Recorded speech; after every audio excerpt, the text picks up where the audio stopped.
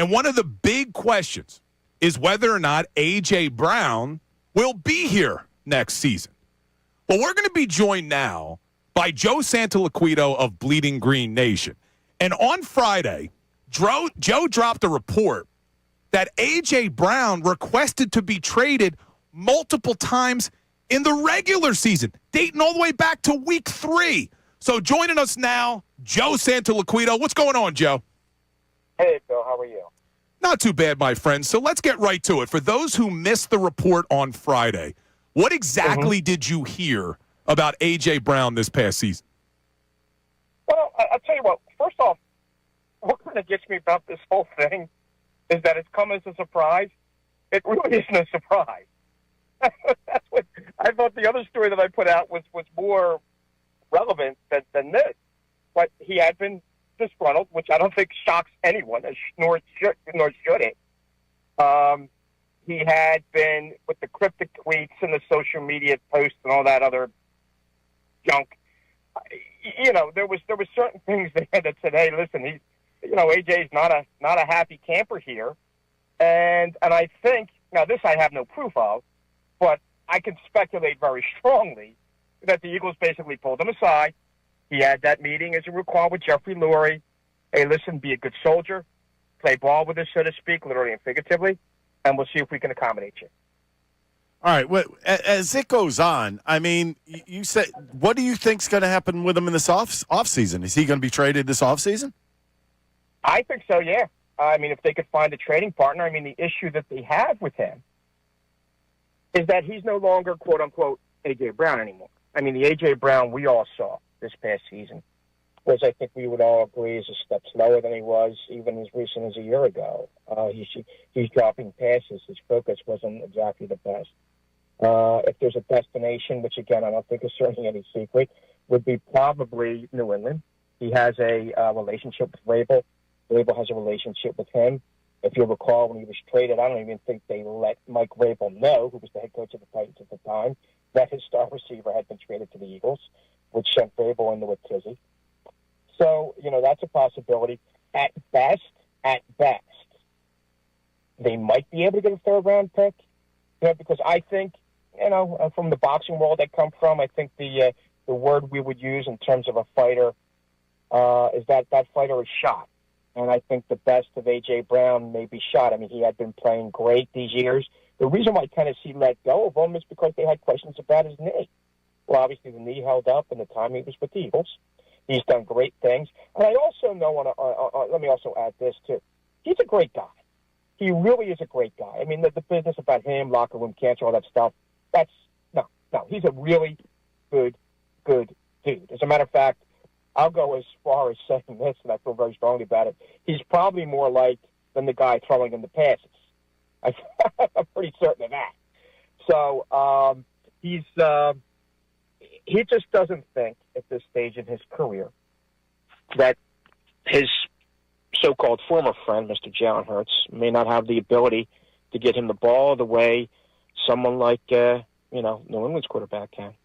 All right, so, Joe, let me ask you about this report then, because you said that multiple sources have told you that he requested a trade several times throughout last season. Mm-hmm.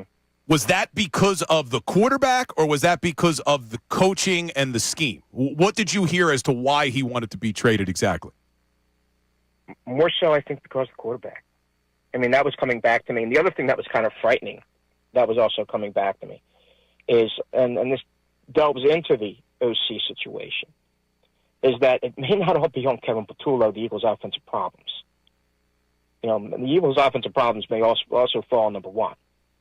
So, but no, I mean, basically, I think the issue is, having a quarterback that can get him the ball more frequently, and I think that's what he was looking at. I mean, he played the good soldier during the Super Bowl season. The reason why they won the Super Bowl, a big reason why they won the Super Bowl, is because of the selflessness of that 2024 Eagles team. I think we all agree on. You know what? Saquon's the star of the show. I think everybody agreed on that. But also you had the star players like an A.J. Brown who knew enough and smart enough and selfless enough to take that step back. Hey, we won the Super Bowl Everyone got their say. Now, it's my taste. Now it's time for me to taste a little bit. And that's the impression, the very, very strong impression I get. All right, so, Joe, you were one of the first reporters in the city to start reporting on Carson Wentz back in the day, that there were some chinks in the armor there inside the organization. Yeah. And you took a lot of... I was making that one up, too. Yeah, I was going to say, that's exactly where I'm going with this. You took a lot of heat for that, and a lot of fans, because they didn't like it, came out and said that you were making that up. Now, I've already seen it on social media about this one. Hey, he's making it up.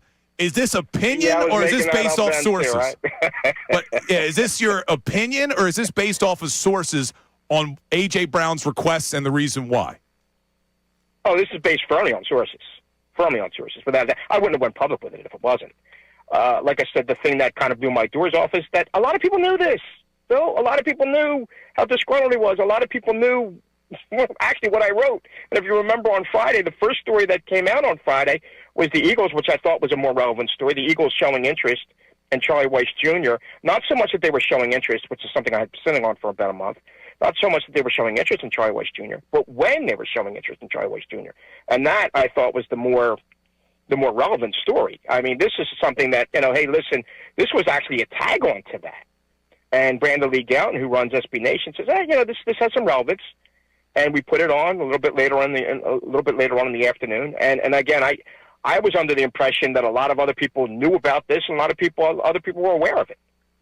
All right, because Charlie Weiss Jr. was being brought up earlier in the season, do you think he's got kind of a foot inside the door right now? With the Eagles? Yeah. I think they're giving him some consideration. He's in his early 30s. I think my personal opinion is, I mean, the leader in the clubhouse. I'd put good money down that it's going to be Brian Daboll. That's going to be him. That'll be the head butter. That'll be interesting. All right, Joe, I got one last thing for you because I can't get past this A.J. Brown, Jalen Hurts thing. And you're right, the Charlie Weiss stuff, the fact that they were talking to him even before the season was over is interesting, that they were signaling they were already going to make a change. But when it comes to Jalen and A.J., this isn't the first time we've heard that there's an issue between the two of them.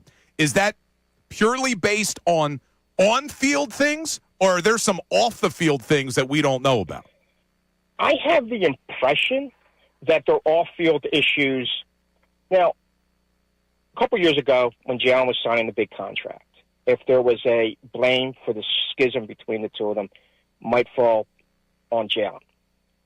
He had, as it was worded to me many times, and Bill, you know this, you were there at Ground Zero for that story that I wrote in, after the 2023 fall, that they basically fell apart. He didn't exactly help. And then Jalen saw the error of his ways. He was certainly people were saying there's a similarity between him and the previous number 11 that played in the city. There is no similarity between the two of them. Jalen saw that. He saw the error of his ways. He was working out with different position groups. He was making an effort to deal and speak to his other teammates. And I think a part of that is, part of that mending had to be with his pal AJ. Let me stick out an olive branch. I think I have the impression off the field that, these guys are, I don't think they're bosom buddies again by any means, but I feel very, very certain that they're cordial, they're friendly with one another.